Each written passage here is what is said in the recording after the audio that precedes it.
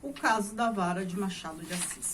Olá pessoal, tudo bem? Eu sou a Carmen e hoje eu trago mais uma pílula de interpretação. Eu sei que recentemente eu fiz um vídeo com este tema, né? Pílulas de interpretação, tratando do livro de um conto da Lígia Fagundes Telles. Mas resolvi tratar desse aqui também, me perdoem pela repetição.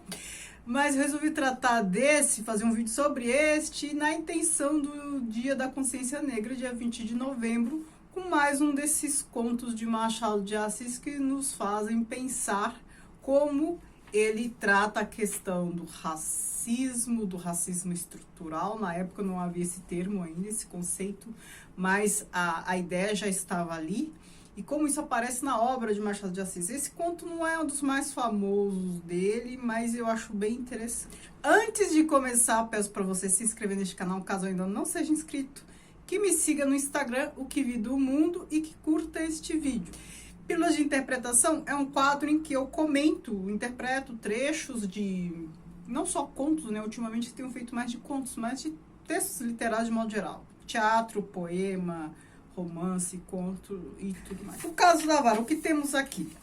Aqui a gente tem a situação de Damião, um rapaz que foge de um seminário. O padrinho o levou para o seminário, né? Claro que o pai do Damião concordava com isso, o padrinho o levou até o seminário. E aqui o conto já começa com a fuga dele. Ele foge e fica pensando a quem vai contatar para ajudá-lo, né, nessa fuga. Ele pensa no padrinho, mas aí foi o padrinho que o levou. Mas ele sabe que o padrinho é o único capaz de dissuadir o pai, convencer o pai, alguma coisa assim, interceder em favor dele. Mas ele não pode, ele chega à conclusão aqui por reflexões próprias, que ele não pode contatar diretamente o padrinho, pois o padrinho levou e tal. Aí ele lembra da Sinhá Rita, que é uma viúva que é amiga do padrinho dele, o João Carneiro. Ele dá a entender aqui que os dois, assim, a Rita e o João Carneiro, são mais que amigos. E aí ele percebeu um trelelê ali entre os dois, então ele resolve tirar proveito disso. Então ele vai para casa da Sinhá Rita para fazê-la convencer o padrinho, enfim, a consertar a situação, a limpar a barra dele, né? Então ele vai fugido para lá. Chegando lá, ela se assusta, quer convencê-lo a voltar ao seminário e tal, mas ele fala que não é para ele, que se ele voltar ele vai se matar e tal. Porque ela sugere ele conversar com o padrinho, ele joga com ela dizendo que ninguém convenceria o padrinho dele a isso e tal. Aí ela se sente provocada. Como ninguém convence? Vou falar com ele, não sei o que, não sei o que. Aí mandou um escravo, um criado, chamar o João Carneiro. Enquanto isso, eles estavam acertando essa questão, aí uma escrava, né, a Lucrécia, estava ali ouvindo a conversa e começa a rir do que o Damião fala, não sei o quê. E aí, assim, a Rita fala, Lucrécia, olha a vara. Ela já logo se encolheu, pensando que ia apanhar, né? Aí, vou ler um trechinho para vocês sobre a percepção do Damião sobre a Lucrécia. Damião olhou para a pequena, era uma negrinha, magricela, um frangalho de nada, com uma cicatriz na testa e uma queimadura na mão esquerda. Contava 11 anos. Damião reparou que tossia, mas para dentro, surdamente, a fim de não interromper a conversação. Teve pena da negrinha e resolveu apadrinhá-la, se não acabasse a tarefa. Ou seja, se a Lucrécia não terminasse a tarefa ali que estava fazendo, era certo que ela apanharia, levaria uma surra de vara, como era de costume. E ele decidiu, né, ficou com dó dela, decidiu protegê-la. Aí chegou o padrinho, né, aí todo aquele forfé todo, o padrinho inconformado, e aí assim, a Rita tentando convencê-lo. E o padrinho ficou de tentar resolver a questão, né, depois de convencido, né, falando que ia ver o que conseguia fazer e tal. E ficou de resolver a questão, e aí o Damião, enquanto isso, ficou na casa da Sinhá Vitória, aguardando ali a resolução do problema. Aí o dia passou, chega a noite, eles jantam e tal. E aí, assim, a Rita recebeu algumas visitas de umas moças e tal. E aí, isso já era de noite, né? Depois do jantar. Aí ela pediu pro Damião contar uma anedota e tal. Aí ele contou, né? E aí a Lucrécia, a negrinha, ela escutou, ela riu também.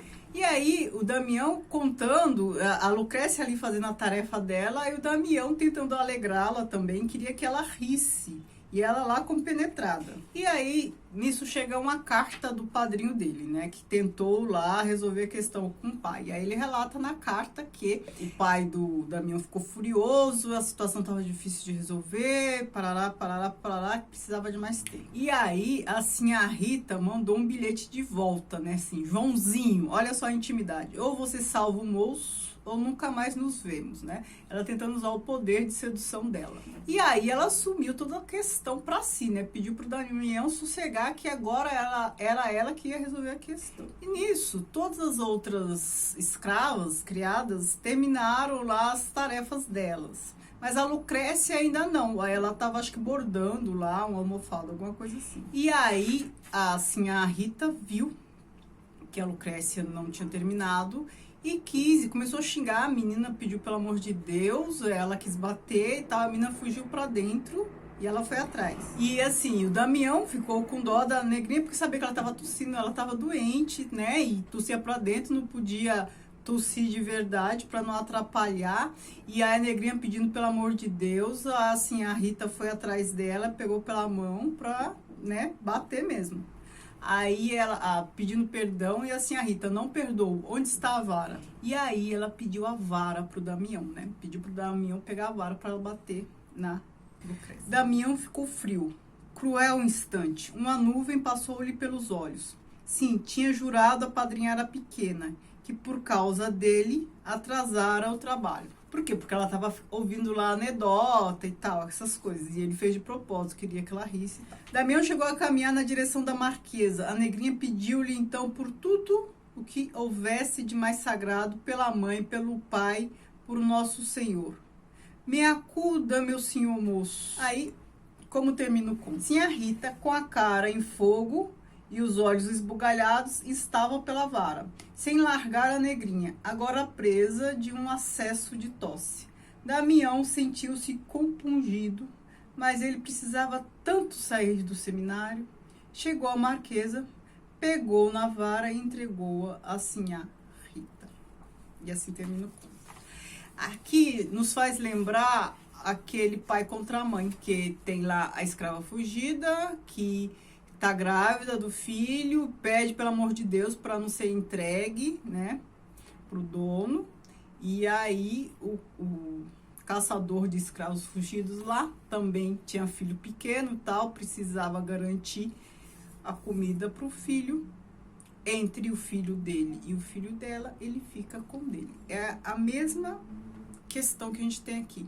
Entre o interesse dele próprio, né, do Damião, e a questão da negrinha, ele fica com a sua própria questão. Claro, porque assim a Rita tinha assumido toda a questão ali para ela. Eu vou resolver esse negócio agora, né? Vou resolver a sua não volta para o seminário. Então, assim, ele estava totalmente dependente dela para não voltar ao seminário. E então ele não poderia se colocar contra ela. Por mais que a situação com a negrinha o comovesse, por mais que ele tenha agido até para atrasar a negrinha no trabalho, ele sabia que ela ia apanhar, mas ele tinha resolvido protegê-la. Mas aí chegando nessa situação, o quê? Se ele protegesse a negrinha, todo esse favor que assim a Rita estava fazendo para ele, não ia acontecer mais. Entre o interesse dele e a pena dele pela Lucrécia, ele ficou com o interesse dele. É sempre assim, né? Então, assim, a gente tem uma empatia, a empatia vai só até a página 2, né? Quando o interesse pessoal está em jogo, é cada um por si. Me digam se vocês já conheciam esse conto, me digam o que acham, se gostaram ou não. E o que mais vocês me sugerem de contos de Machado de Assis para eu trazer aqui para vocês, para ler e interpretar. Vou adorar receber sugestões de vocês, certo? Muito obrigada, beijo.